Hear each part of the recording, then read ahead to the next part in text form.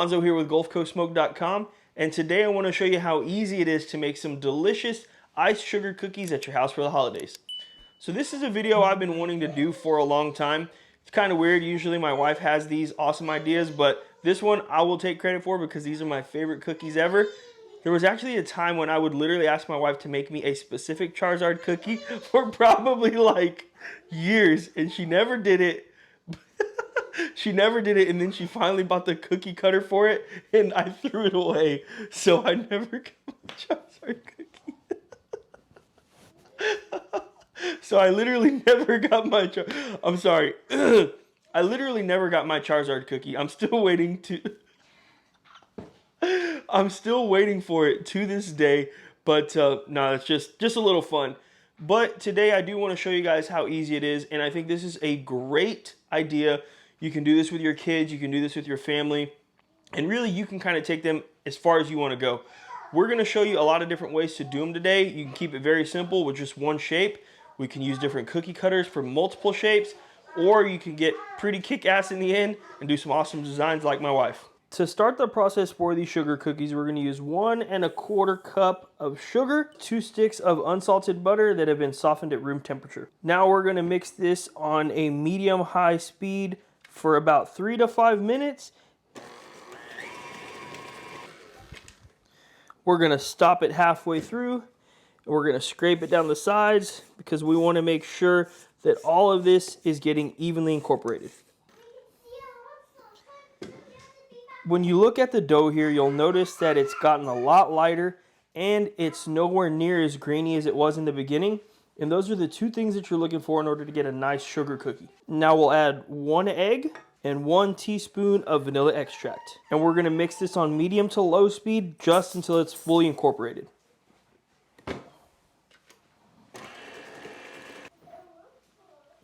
This is what it should look like when it's fully incorporated. Now it's time for the dry ingredients. We'll start with 2 1/2 cups of all-purpose baking flour, 1/4 teaspoon of salt, and 1/4 teaspoon of baking powder. Now we're gonna mix this on low until all of the ingredients are incorporated. This should take just about a minute. And after about a minute, this is what you should be left with.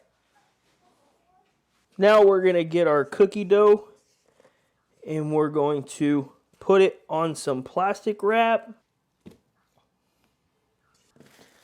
And now I'm just going to use my plastic wrap as a helper to form this kind of into like a little disc. And then I'll unwrap it and we're going to cut this in half just so we don't have so much dough that we're working with. It makes it a little bit easier in the end. Now I'm going to wrap this up, and this needs to chill in the refrigerator for at least a few hours, but this is going to go overnight. And now that we've let our dough chill overnight, we're going to bring it out and roll it out to about 1/4 inch thick.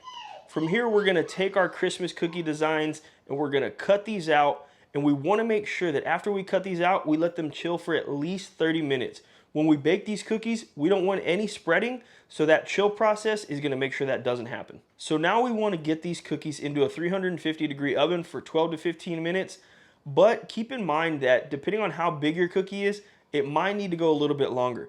When you're looking at your cookie, make sure the outside of the cookie is nice and brown, and that's going to ensure that your cookie is fully cooked. And now that these cookies are out of the oven and have rested for around 20 minutes, we're ready to start icing them. The icing process is extremely simple. We're going to start with 1 pound of powdered sugar, 1 1/4 ounces of meringue powder, 1/4 teaspoon of vanilla extract, and we're going to start with 2 ounces of water. If we need to add more water in the end, we will, but we'll start with the 2 ounces. And we're waiting for this color to get a bright white. This should take about 2 minutes. We'll use this on medium-high speed right now.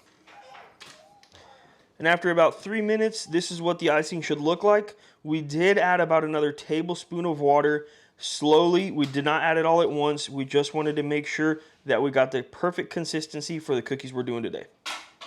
So the icing that we just made is called stiff icing.